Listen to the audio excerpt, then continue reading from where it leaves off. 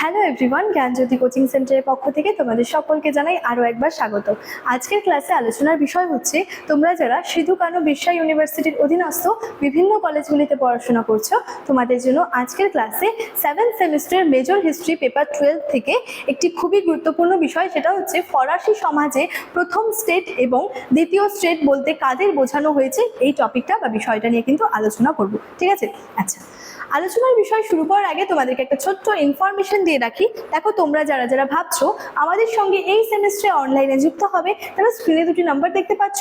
এই নাম্বার দুটি হলো আমাদের জ্ঞানজ্যোতি কোচিং সেন্টারের অফিসিয়াল হেল্পলাইন নাম্বার। যে কোনো একটি নাম্বারে যোগাযোগ করে আমাদের সঙ্গে যুক্ত হয়ে যেতে পারো। ঠিক আছে? এছাড়াও তোমাদের সেমিস্টারের কোর্স ফি আর কোর্স ডিটেলস সম্পর্কে একটু বলে রাখি যে তোমরা যে আমাদের সঙ্গে যুক্ত হবে, তোমাদের সেমিস্টারের জন্য যেই কোর্স ফিটা রাখা হয়েছে সেটা হলো মেজরের কোর্স ফি রয়েছে 1299 এবং মাইনরের কোর্স ফি রয়েছে 699। এর সাথে সাথে তোমাদের কোর্স ডিটেলস সম্পর্কে একটু বলে রাখি, তোমরা আমাদের সঙ্গে যুক্ত হওয়ার বিনিময়ে যে সমস্ত সুযোগ সুবিধাগুলি পেয়ে যাচ্ছ, তার মধ্যে থেকে প্রথমে যেটা রয়েছে সেটা হচ্ছে প্রপার গাইডেন্স পেয়ে যাচ্ছ। তার সাথে সাথে বিভিন্ন রেকর্ডেড ক্লাসেসগুলো পেয়ে যাচ্ছ, হাই কোয়ালিটি বিভিন্ন নোটস পেয়ে যাচ্ছ, এবং মোস্ট ইম্পর্টেন্ট যেটা তোমাদের জন্য সেটা হচ্ছে 100% কমন সাজেশনসগুলো কিন্তু পেয়ে যাচ্ছ।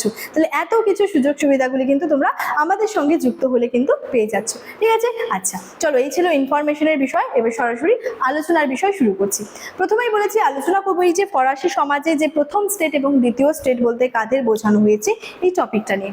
আচ্ছা, এখানে দেখো, প্রথমে যে বিষয়টা আমি যদি বলি, এই যে প্রথম স্টেট বা প্রথম সম্প্রদায়ের মধ্যে যাদের অবস্থান ছিল সেটা ছিল হচ্ছে এই যাজক সম্প্রদায়। ঠিক আছে? এদের গঠন ও পরিচিতি নিয়ে কি বলছে, এই শ্রেণীতে ক্যাথলিক গির্জার উচ্চপদস্থ ধর্ম যাজক যারা রয়েছে এবং নিম্নমানের সাধারণ যে প্রাদীরা কিন্তু অন্তর্ভুক্ত ছিলেন। ঠিক আছে? আচ্ছা, ফরাসি জনসংখ্যার মাত্র 1% কিন্তু এই সম্প্রদায়ের অন্তর্ভুক্ত ছিল এবং এদের সামাজিক নৈতিক জীবনে কিন্তু কোনো রকমের কোনো একটা অত্যন্ত প্রবল ছিল, প্রভাবটা কিন্তু অত্যন্ত প্রবল ছিল। আর একটা বিষয় বলে রাখি, এদেরকে কিন্তু কোনো রকমের কিন্তু কর প্রদান করতে হতো না, কর কিন্তু এরা কোনো রকমের দিত না। ঠিক আছে?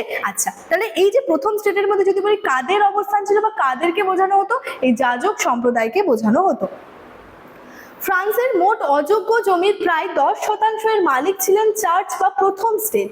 এরা সাধারণ মানুষের কাছ থেকে দশমাংশ, ঠিক আছে, বা টাইথ নামক কি করতো, একটা কর আদায় করতেন। তৃতীয় সম্প্রদায়ের ভুক্ত ছিল কিন্তু সাধারণ মানুষ, তারা কি করতো, সাধারণ মানুষের কাছ থেকে এই টাইথ নামক কিন্তু একটা কর আদায় করতো। রাষ্ট্রীয় কোনো প্রত্যক্ষ কর প্রদান করতো না, বদলে রাজাকে কিন্তু স্বেচ্ছা কর কিন্তু দিতেন। ঠিক আছে? আচ্ছা, নেক্সট রয়েছে দেখো দ্বিতীয় স্টেট, অর্থাৎ দ্বিতীয় স্টেটের মধ্যে রয়েছে অভিজাত সম্প্রদায়। এদের দ্বিতীয় স্টেটের মধ্যে যাদের অবস্থান তারা হচ্ছে অভিজাত। ঠিক আছে? এখানে কি বলেছে, এই শ্রেণীতে রাজ পরিবারের সদস্য, ডিউক, কাউন্ট, মার্কুইস এবং সামন্ত প্রভুরা অন্তর্ভুক্ত ছিল। মোট জনসংখ্যার প্রায় 1 থেকে 1.5% মানুষ কিন্তু এই অভিজাত শ্রেণীর অন্তর্ভুক্ত ছিল। ঠিক আছে? এছাড়াও বংশগত অধিকার কিংবা রাজকীয় অনুগ্রহের মাধ্যমে তারা কিন্তু তাদের মর্যাদাটা কিন্তু লাভ করেছিল।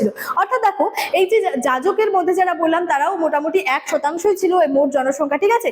অভিজাতদের মধ্যেও কি সেই বিষয়টা দেখা যাচ্ছে, প্রায় 1 থেকে 1.5% মানুষ কিন্তু কি ছিল, এই অভিজাত সম্প্রদায়ের মধ্যে কিন্তু অন্তর্ভুক্ত ছিল। এই অভিজাতদেরও কি হতো, কোনো রকমের কিন্তু কোনো কর প্রদান করতে হতো না। এই যে করের বোঝাটা সম্পূর্ণ পড়তো কিন্তু তৃতীয় সম্প্রদায়ের ওপর, অর্থাৎ তৃতীয় স্টেটের ওপর বা থার্ড স্টেটের ওপর, যাদের মধ্যে অবস্থান করতো সাধারণ মানুষেরা। এখানে কি বলেছে দেখো, ফ্রান্সের 20% উর্বর জমির মালিকানা ছিল এই অভিজাত সম্প্রদায়ের হাতে। তার সাথে সাথে তারা কৃষকদের ওপর নানা ধরনের সামন্ততান্ত্রিক খাজনা ও করটা কিন্তু চাপিয়ে দিত। প্রথম স্টেটের মতো এনাদেরও কিন্তু বেশিরভাগই প্রত্যক্ষ কর থেকে অব্যাহতি দেওয়া হয়েছিল, তাদেরকে কিন্তু কোনো রকমের তারা কিন্তু কর দিতে হচ্ছে না। এবার দেখো, কিছু তুলনামূলক বিশ্লেষণ যদি করি দুটা স্টেটের মধ্যে, দেখো যে বৈশিষ্ট্যের মধ্যে বলেছে প্রধান সদস্য, অর্থাৎ প্রথম স্টেটে কারা ছিল, বিশপ, কার্ডিনাল, যাজক শ্রেণীর মধ্যে এরা অবস্থান করতো।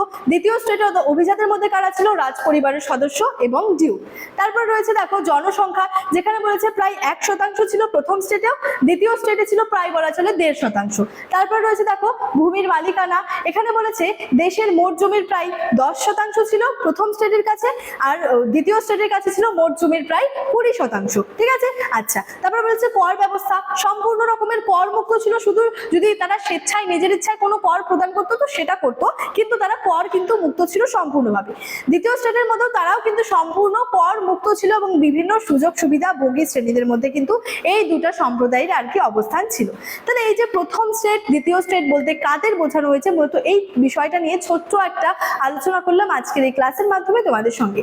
ইনফরমেশন যেটা ছিল সেটা ভিডিওর শুরুতেই আলোচনা করে রেখেছিলাম। চলো আজকের ক্লাস এতটাই, দেখা হচ্ছে পরবর্তী ক্লাসে। Thank you.